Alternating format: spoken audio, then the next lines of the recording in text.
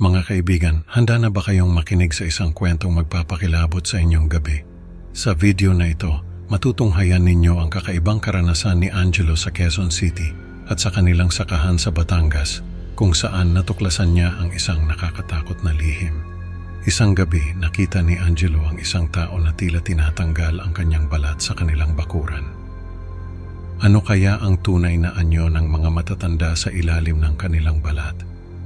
Alamin natin sa kwentong Ang Lihim ng Balat.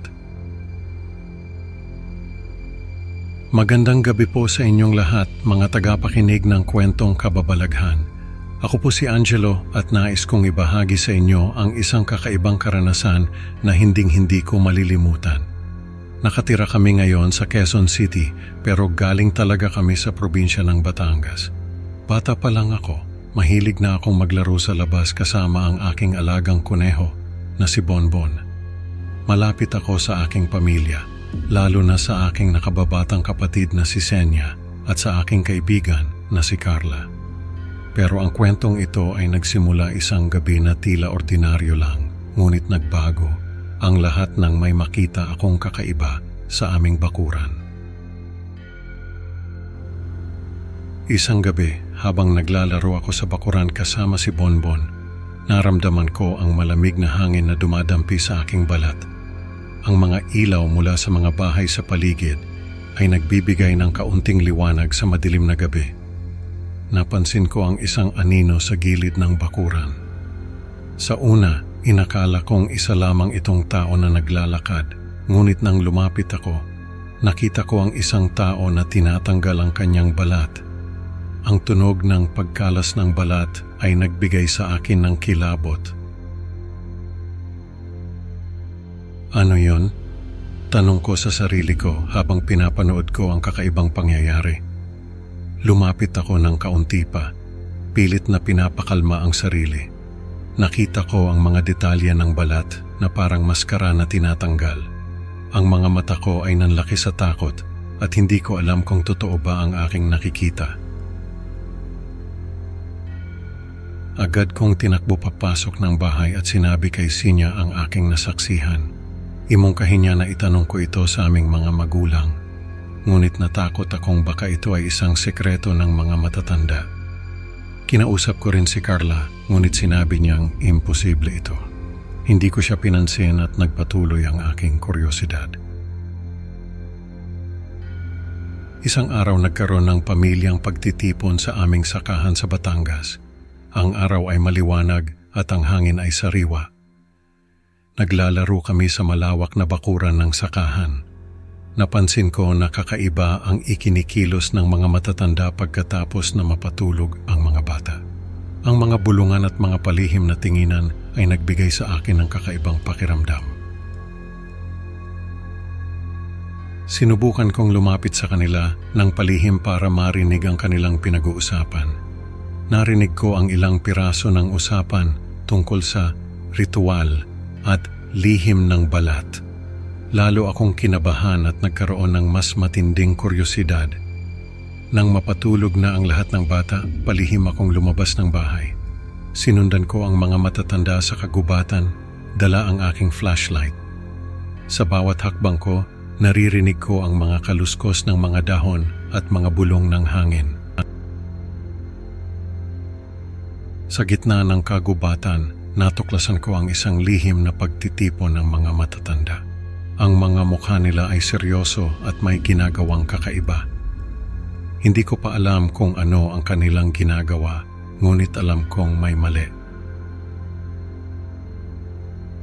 Napadpad ako sa gitna ng kagubatan isang gabi.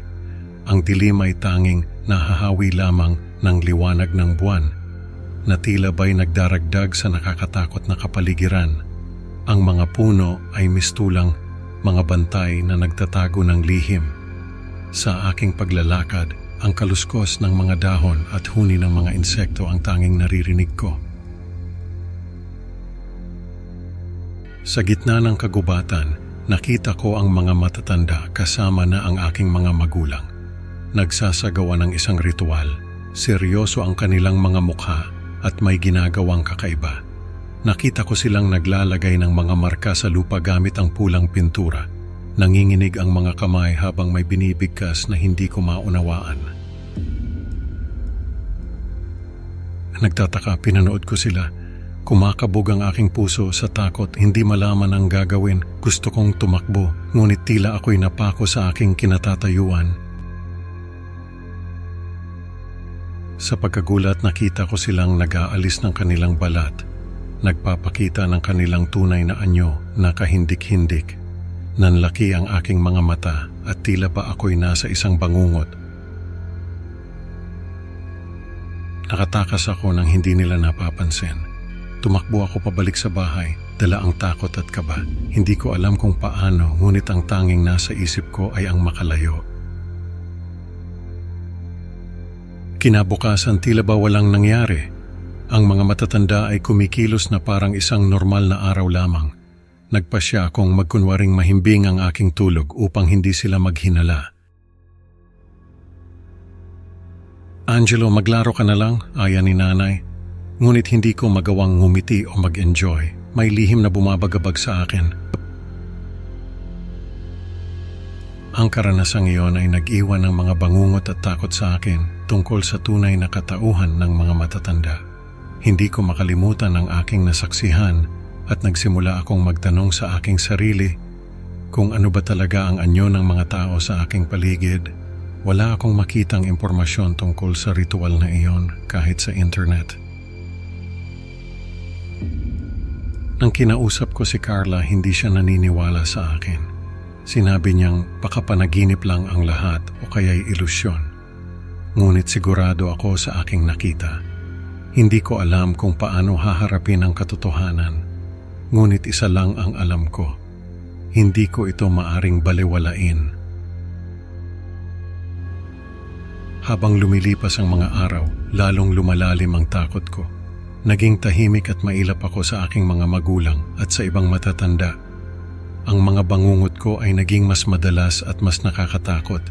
Minsan, habang kumakain kami ng hapunan, napansin kong may mga kakaibang marka sa mga braso ng aking mga magulang. Hindi ko maiwasang magtanong, pero natatakot akong malaman ang sagot. Bakit ganito? Tanong ko sa sarili ko habang ako ay nakahiga sa aking kama. Ang aking isip ay puno ng mga imahe ng mga halimaw na nasa ilalim ng balat ng mga matatanda. Hindi ko maiwasang isipin kung ano pa ang mga itinatago nila. Nag-aalala din ako sa nalalapit na pagbisita muli sa sakahan sa Batangas. Natatakot ako na baka madiskubre ng mga matatanda na hindi ko kayang tanggalin ang aking balat. Ang takot ko ay lumalaki sa bawat araw na lumilipas. Dumating ang araw ng aming pagbabalik sa sakahan sa Batangas. Habang papalapit kami sa sakahan, nararamdaman ko ang pagbilis ng tibok ng aking puso. Ang mga puno at mga halaman sa paligid ay tila nagbabantay sa kanilang lihim. Bawat kaluskos ng dahon at bawat anino ay tila nagtatago ng hiwaga. Sa aming pagdating, muling nagtipon ng mga bata at mga matatanda. Ang mga matatanda ay nag-uusap at ang mga bata ay naglalaro. Sinubukan kong kumilos ng normal sa kabila ng aking takot, pero hindi ko maiwasang mapansin ang mga palihim na tingin ng mga matatanda sa akin. Parang alam nila na may alam ako. Sa kalagitnaan ng gabi, narinig kong muli ang mga bulong at mga kakaibang tunog mula sa kagubatan. Ang tunog ay nagbibigay sa akin ng kilabot at takot. Hindi ko na matiis, kailangan kong malaman ang katotohanan. Dala ang aking flashlight, lumabas ako ng bahay at sinundan ng mga tunog. Bawat hakbang ko ay may kasamang kaba, ngunit determinado akong malaman ang totoo.